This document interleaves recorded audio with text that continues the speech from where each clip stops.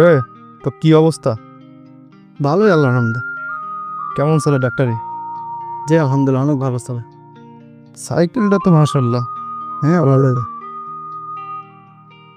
তো পড়াশোনা করলাম একসাথে।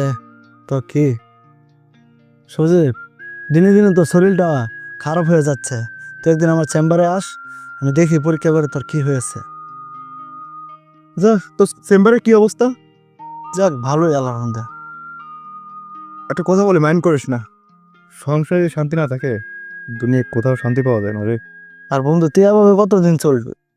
তুই সুমনাকে একটু বোঝা। একটি কথা বলতে তো ভুলেই গেছি বন্ধু, আর তোকে জানি কিভাবে বলি লজ্জার কথা। আরে লজ্জা কিসের? বল, কি বলি বল। আর তারপরে বলতে চাইতেছি তোর ভালোর জন্যই। সমস্যা নাই, বল। আর সুবর্ণ আমার কাছ থেকে ফোন দিয়ে 5,000 টাকা ধার নিয়েছিল। কি বলিস? তার নাকি কোন গোপন একটা ঝামেলা ছিল, এর জন্য আমার কাছ থেকে টাকা নিয়েছিল আর তোকে জানাতে না বলছে।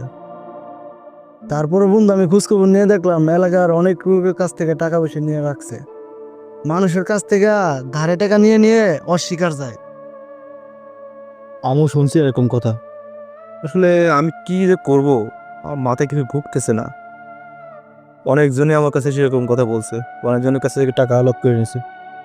আসলে ওদের টাকা কি করে আমিও জানি না।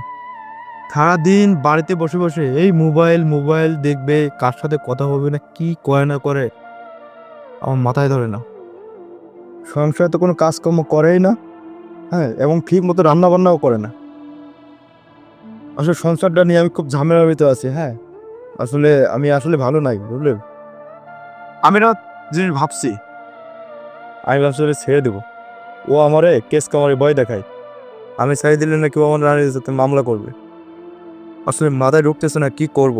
ওর অত্যাচারে আর ভাল লাগতেছে না, আর দিন দিন ওর অত্যাচারের মাত্রাটা বেড়ে যাচ্ছে। আর 19 থেকে 20 হবে, ফেসবুকে দিয়ে লাইভ করা শুরু করবে। ফ্যামিলির কত যত ঝামেলা আছে সব কিছু লাইভ করে বলে দেয়, পুরো দুনিয়ার মানুষের দেখায়। আচ্ছা ঠিক আছে বন্ধু, চল বাড়ির যাই, সব ঠিক হয়ে যাবে।